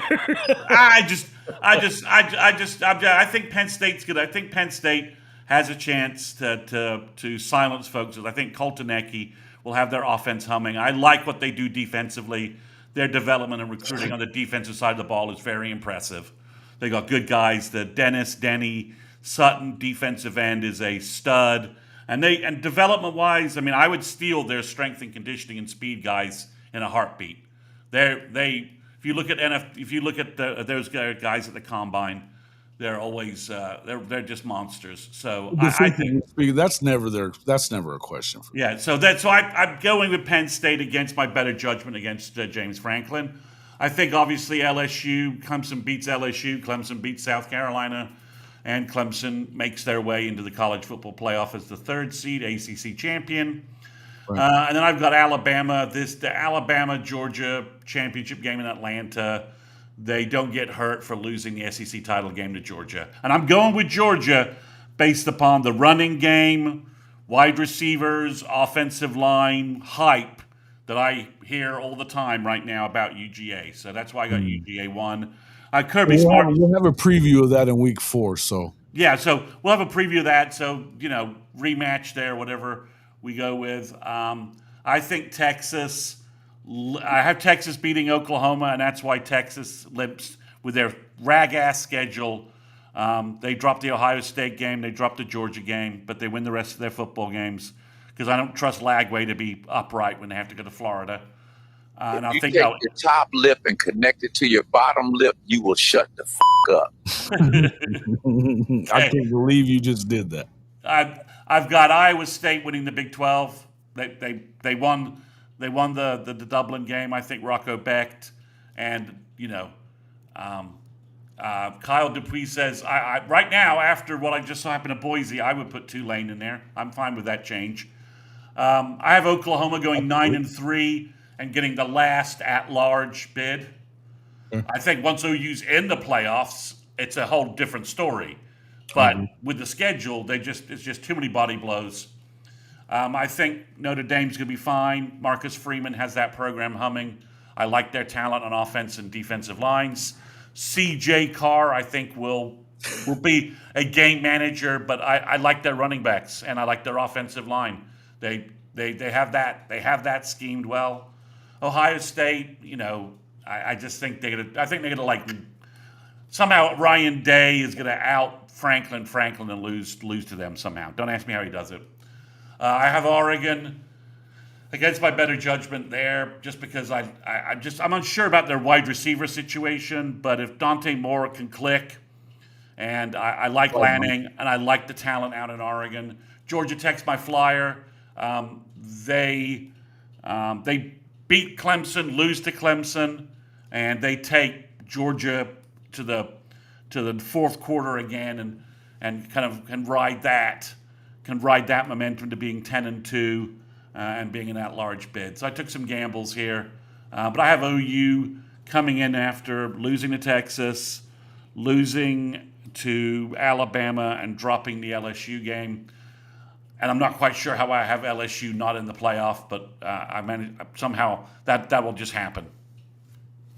Well, I mean, again, and nobody who's dropped their opener has made the college football playoff. Now, obviously, this is just the second year of having passed a 14. Yeah, maybe they're 9-3, and they're 10, and there are 2 losses in SEC plays that are ahead of OU that way. But the Clemson loss has them at 9-3, and it counts worse against them. Although I don't know how that is, but or they drop an inexplicable game. They're gonna lose again. Well, yeah, I think if you're gonna maybe it's Texas. Do they play Texas A&M again? Yeah, same schedule as last year. They find a way. They find a way to lose to Texas A&M somehow. I don't know how, but they do. I mean, look, they could lose. I mean, they lost to Florida too. I mean, you can see that happening. That South Carolina game, maybe they lose. They have to go to Alabama. They have to go to Alabama. They have to go to Oklahoma. And I think I've been under the impression myself that I think that game in the final week of the season in Norman is going to probably be for that playoff spot. So maybe we'll see how that shakes out. But that's where I have OU. Right. I have OU as 11th. Okay. Yeah, I can see that. So, all right, let me pull mine up there, and we'll finish this sucker off. All right. So, yeah. Oh, real quick though, Georgia Tech. Talk to me about Georgia Tech. You like them as the second team? Yeah, I think the ACC is inherently weak. They avoid some matchups with some other teams like Miami, and they have a good quarterback. They have a senior quarterback who fits their scheme perfectly. They have a good running game, offensive line. And their defense is sort of underrated. They ball control. They mash you around, which helps their defense stay fresh, helps their defense, not get worn down. And I'm a big believer in what I like their coach. I think he has that program going in the right direction. Culture, fit, identity. Yeah. They check all these boxes. And Haynes King is a good quarterback. He's experienced. He's not going to make mistakes. He can make the play. He can run that offense beautifully. He can throw the ball a little bit. I think they're and again their offensive line is their head coach is a former offensive line coach. So their O-line is just Brent Keys is killing it, man. He really is doing a great job. they're just going to grind you down. And if you don't have skill elite guys that are just difference makers, and I don't think they play that many teams this year other than Clemson and Georgia that really fits that category. I mean, they'll grind teams like NC State, Duke down to mulch. They just will. Mm-hmm. And if you don't have elite D-line, Brent, that scheme is going to knock you around. I mean, you saw last year FSU's superstar D-line wanted no part of that and had basically quit in that game because Key's guys just smacked them around so much. So that's what it's more of fun. It's more a function of their schedule and their ability to split the series with Clemson. Got it. Okay. Anything else you want to talk about? Anybody else you want to talk about on there? Nope. I just switched to you. I'm interested to see what you have since you. Yeah, no, I'm just busting chops, but and honestly, I'm not even sure what I think of it so far. But there it is. Yeah, I mean, I look at what I did, and I'm trying to figure out how I have LSU going 9-3 and OU not in it. So I'm like, okay, and them not in it. So beating OU and them not in it. So it probably doesn't make sense on some level. Well, I mean, I think here's the one thing about it is that it's straight seeding other than those top four. So the conference champions are going to get the top four, but after that, it's straight seeded. Yeah. So I think that you should see the right teams in there this year. I'm not sure that after what we saw from UNLV last week, that I really trust them. They did win, and I think that Dan Mullen should probably win that conference. Is it going to be enough? Probably not. The more I looked at, maybe Tulane does it. You know what I mean? I don't love that quarterback though. I didn't love him at BYU. So I don't know. It's 6-1 and half a dozen in the other. But anyway, I've got number one Alabama. I think they win the SEC. And they could be going up against. I feel like they're probably going up against Georgia, but it could be Oklahoma. I think that Oklahoma is going to have to take a serious step forward to get to 10 wins. I think if you get to 10, you've got every shot of getting in there. It's going to be some weird tiebreakers, but I think that they're the number one seed to me. I am not down on Notre Dame. I think that they're easily as good as they were a year ago. They're really good in the trenches. Their secondary is legit. And I think they have the best 1-2 punch. If it isn't at Penn State, they have the best 1-2 punch in the backfield. And there's no way CJ Carr is as bad throwing the football as Riley Leonard was. There's no fucking way. So I just don't buy that one at all. I think that they are truly one of the top contenders for the title for me. Ohio State, I still think wins. I think Penn State gets into the playoff because they play a shitty schedule. But there ain't no way I'm picking them to beat Ohio State. No way. It's just I can't do it. There's no way I could bring myself to it. I'm betting on 11 since he got there. I'm betting on Colton Ecke somehow. I don't know. Yeah, dude. They're 1-11. 1-11. So yeah. And when they find a way to hit a receiver, in a game like that, I don't know, man. It's wild. I just don't trust Franklin at all. I don't think he's very good, and I think that the way that he's kind of was showing his ass, in that press conference before the Notre Dame game, it was wild to me. I just think that he looks worse every time he talks, it seems like. And he did it again at Big Ten Media Days, go figure. But I do think they get in. I think that Miami's going to be that second team. I think that as much as I don't believe in and I'm not buying the A&M's going to beat Notre Dame either, but I don't think that Miami wins that game. And do they even play Clemson? I don't even know if they play Clemson. Well, they'd have to play them. So you think? So you're seeing a Clemson championship game? Yeah. You're seeing an ACC championship game with Clemson, Miami. Yeah, I think they do play SMU. I got to make sure about that. But anyway, I could be wrong on that. But anyway, if I think there's a second team, I think Carson Beck's good enough to kind of lead them. I don't think that he's not Cam Ward, but I think that defensively they're probably a little better than they were last year. They better be. That offensive line is going to be pretty good, and I just don't think that the ACC overall is that good. I wouldn't be surprised if somebody like Louisville stepped up there and was that second team, because I think Jeff Brom is just that guy. You know, I don't know who he has at quarterback, but I know he can develop those guys. And so Miami avoids both Clemson and Georgia Tech.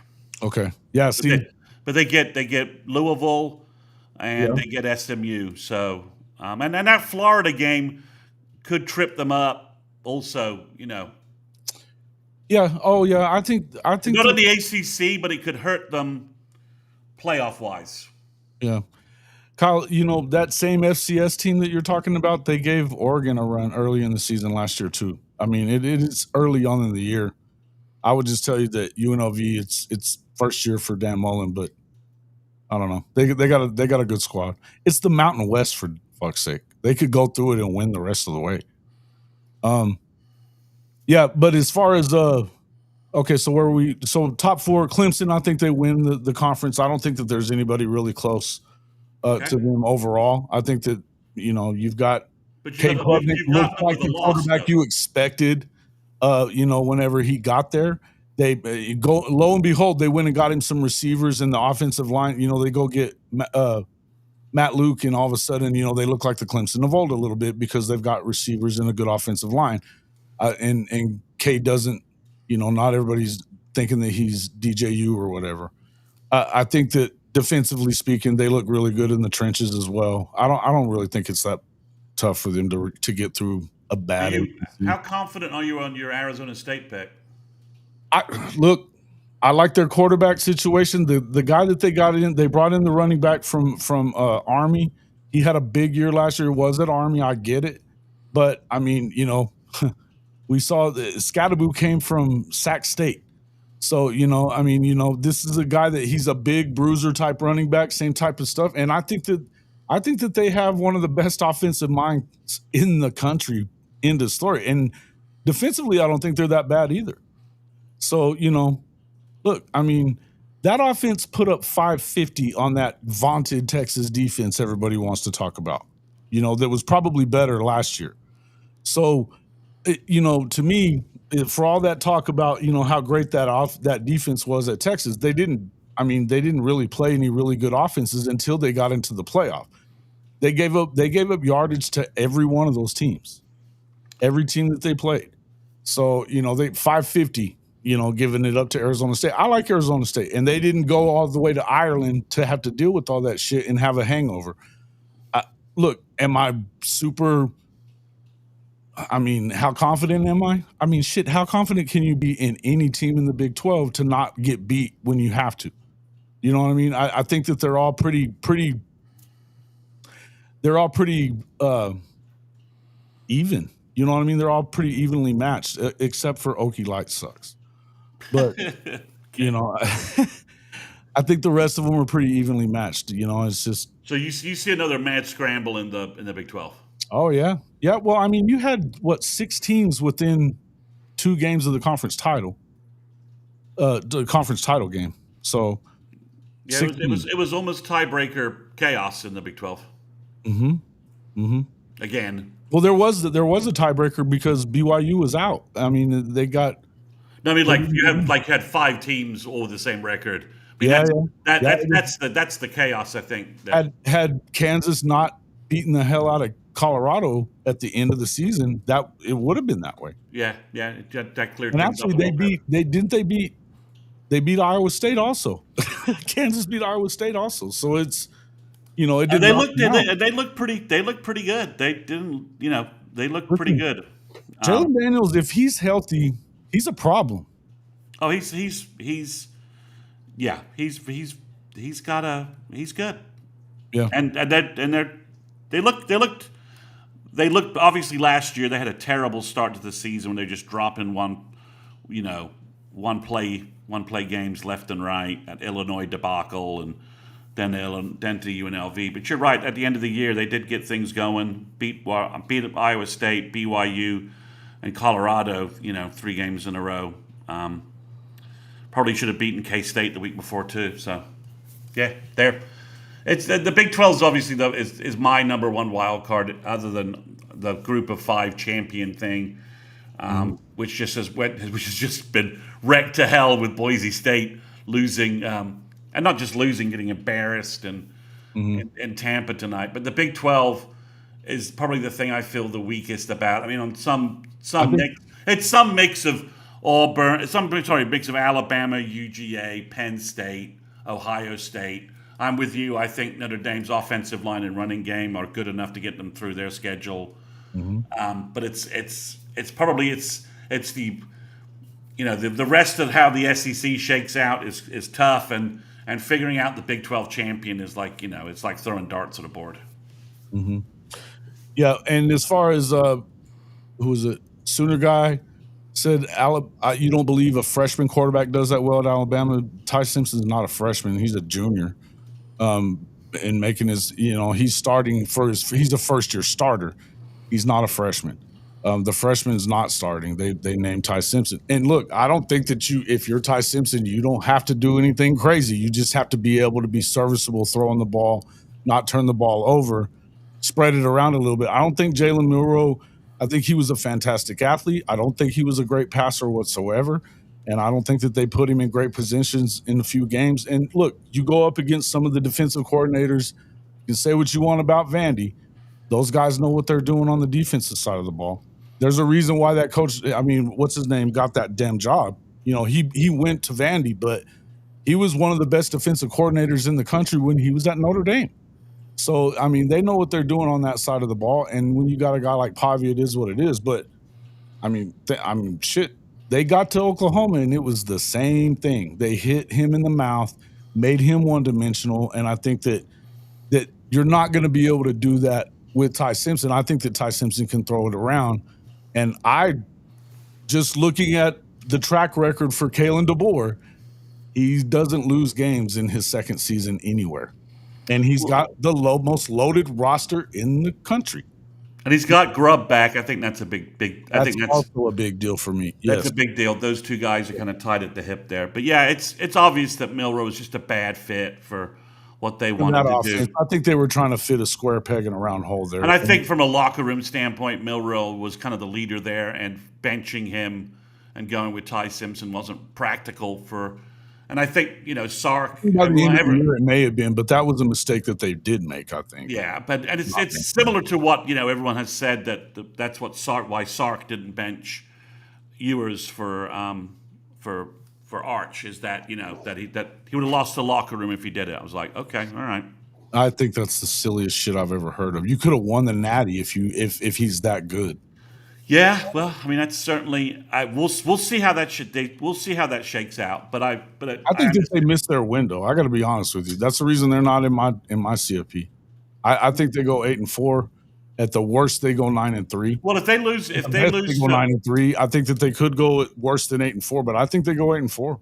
If they lose to Oklahoma and Oklahoma goes 9-3, and they lose to Ohio State and they lose to Georgia, then they're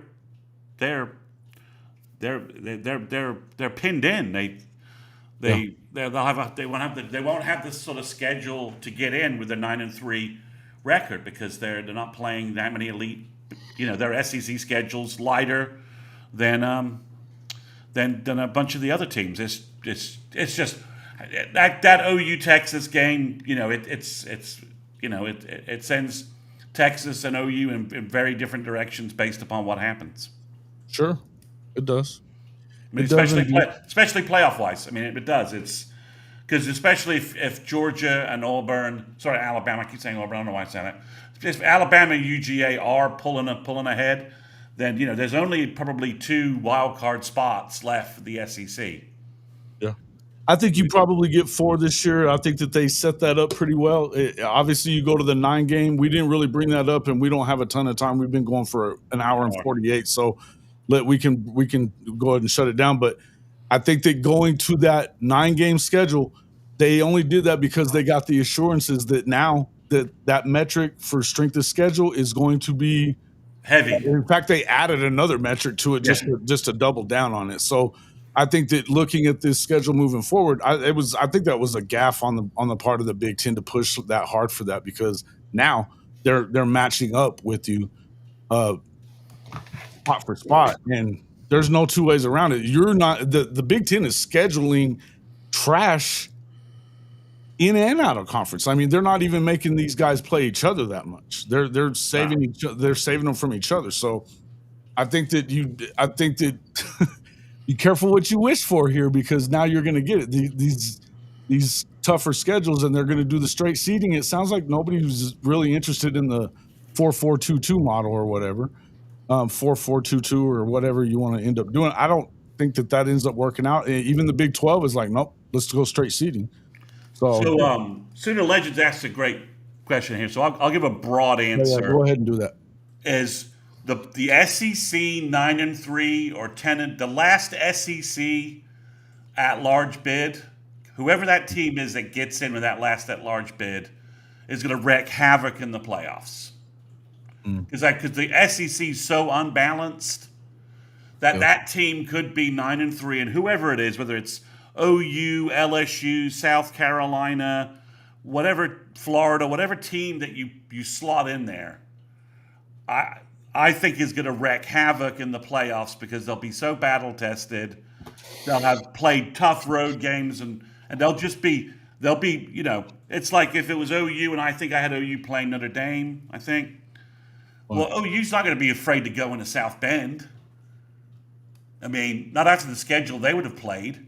I mean, plus we've won in South Bend before, so it's that holds no mystique to OU. I mean, it's South Bend. It's no big deal to Oklahoma going there.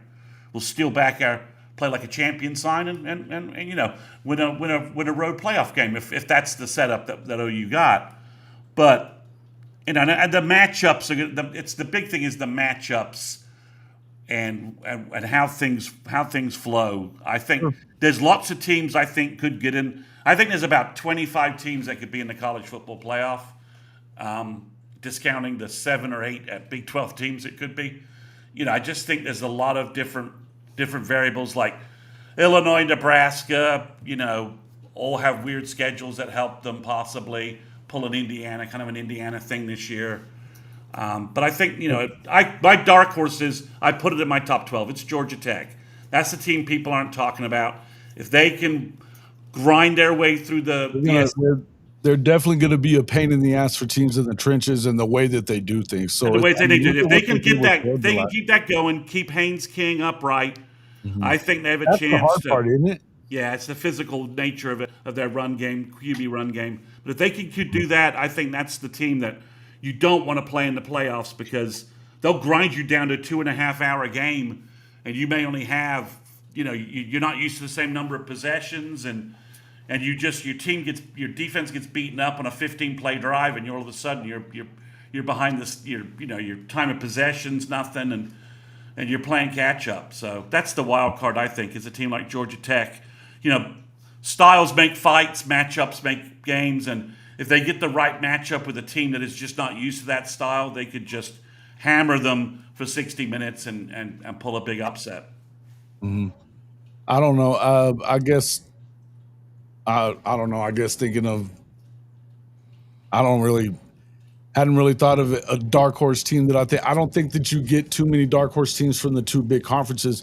Timothy Green, I would love to see them actually, if they're going to do guaranteed spots, I think that it should be the same for all 4 conferences. I just do. I would rather see that happen. And if you're going to 16 teams, I don't know why you can't. That being said, for whatever reason, the Big 12 and ACC have signed their own death warrant to go 5-11, which I think is crazy. But that's not definitely out of the woods yet. But what the Big Ten wants is 4-4-2-2, 1-1-1, or whatever. So look, I don't know, man.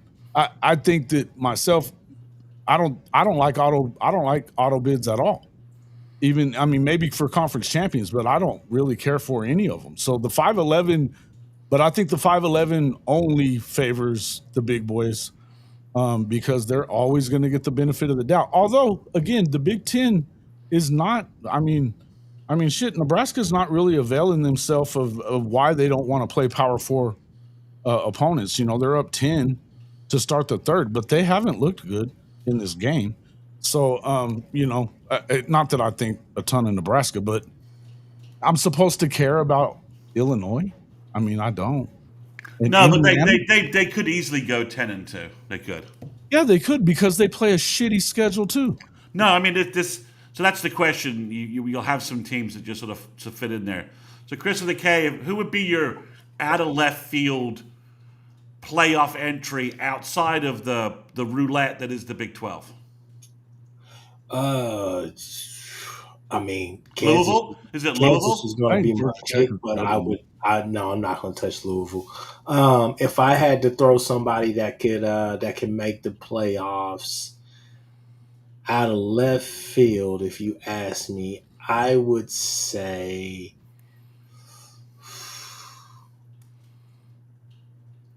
damn, that's a good question. That's actually a really good question. I think it would be somebody like maybe Louisville, Pitt, somebody like that. I don't really know that I trust either one of them to do that. But I don't know. I was talking to JJ Kitchen. The reason I brought Pitt up is he thinks that they have to win 9 or else Narduzzi's out. They got a second year with that quarterback transfer that came in from Alabama. Second year with Blake Bell as their coordinator. I don't know that I trust and believe in any of that shit. But that being said, he feels like they should be able to win 9 easily, and to the point that if they don't, they're going to fire Narduzzi, I think. So it's one of those deals where I don't think 9-3 does it, but I think if you get to 10 and you get an opportunity to play in that ACC championship game, he has played for 2 of them in the past. He's won 1. So I guess that could be an out of left field. I think yours is the best one, though. I think Georgia Tech is the team that if you expect somebody that shouldn't probably get there as far as talent's concerned, it'd be the Yellow Jackets, I think. Yeah, they split Clemson, and they're in. Yeah. And their only losses would be to Clemson and Georgia. That's SEC caliber. And they get Georgia at home this year. Now they sold that game to the Mercedes Stadium. It'll be full of dogs. Oh, okay. I'm pretty sure that's the case. They sold it to the Mercedes-Benz Stadium because it's bigger, so that more people, and that'll end up being your better chance to win if you're at home, wouldn't you? Yeah, but I'm pretty sure that game is in Mercedes-Benz. So I believe you. I totally believe you, Mr. Georgia guy. So that makes that, because if it was at that's at Georgia versus Georgia. Yeah, see, it's versus Georgia. It's not at home. So I'm pretty sure that game's at Mercedes. Yeah, it's played at a neutral location. That's what the asterisks telling me. So it's at Mercedes-Benz, which is at the same atmosphere as playing in Midtown Atlanta. Yeah, it's. But they could grind that game out against them again. We'll see. I'm like I said, everyone's saying Georgia's figured out their problems. That's a big bet for me, but we'll figure out what's going on there. I mean, there's so much talent that I got to figure at some point they can find someone who can throw the ball to a wide receiver who can catch, right? Fair. No, I think that's fair. Oops. And their O-line guys they got so much O-line talent. They've got to be able to figure that problem out. Mm-hmm. We lost Chris with a K. Yeah, we can finish up here though as well. No, listen, Timothy, thank you for coming in and talking with us and stuff as well as everybody. But JJ does have a good show. He does a good job. He's not really as much as it is a homer, but I still would, just for shits and giggles, you should give us an eat shit pit. Timothy Green, being a West Virginia guy, and at least give us a prediction on the game. Are y'all going to win? The backyard brawl. It's in West Virginia this year, isn't it? It seems like it is. Bixby handled Owasso pretty easily tonight. Oh. Yeah. That's Bixby does that. Bixby handles. Yeah, they get Pittsburgh at home, but it's the 13th. They got two games to warm up. Mm-hmm. So they get Pitt at home this year, so they should win that game. Well, actually, whoa. You're right. I haven't looked at the West Virginia roster. I'm not sure. No, man, they dumped. I'd love to hear what the hell's going on over there. Right, I forgot they brought in 60 Riprod players, right? went in there and dumped everybody. They brought in 60 guys, right? That's what I heard. So yeah, that's interesting. So we'll see. But So, or maybe it was because those guys were, they were on Neil Brown. I don't know. yeah, I don't know. we'll see. So It's, all right, man. you can't go home again, right? You can't go home again, or maybe you can. I don't know. Sometimes you can. Doesn't always work out, but we'll see. Tell everybody how to find you. They can find me by going to the easiest way to find me these days is to go to YouTube, search in YouTube Sooners 360, and you will find my YouTube channel where you get all my podcasts and all of my content. Appreciate you coming in as always. Make sure you get over there to the YouTube page. Hey, get over there, and I mean, what's your special right now on my Patreon site? Again, just go to patreon.com, search for Sooners 360. I am always just $2 a month with a free 30-day trial for you guys to get all of my recruiting content. And it's getting heavy a little bit, isn't it? Week 2, you're gonna have a lot of visitors from Michigan. Probably the best incoming, or some of the most talented guys all at one time. Maybe six of the top 20 for 2027. Yeah, 6 guys in the top 20, 6 5-stars, and 4 or 5 stars probably for 2028. Wow. Yeah. Wow. Best talent in Norman in a really long time.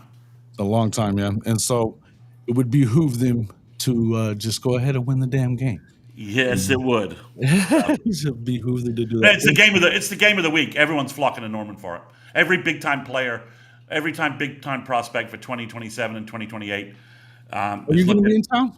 No, I'm not. I'm not going to be able to. But that ticket price is also insane as well. It is insane, man. But I'll be there. I don't know if I'll make it into the stadium or not, but I'll definitely be there. Yeah, it's like $400 or $500 a ticket. It's wild. It's wild how much it's going to be, but I don't know. I mean, I'll probably be. I'll figure a way out to do that. But we got next week we got 2 hours next week to dwell on that game. Oh yeah, yeah. And Carlos is in here talking this shit already. We're not talking to you today, Carlos. No, man. Appreciate everybody coming in. Thank you, Chris Mason, for joining us. Chris, for Kchris at the Horns Down podcast. This has been Sooner Intel. We'll see you all on the next one.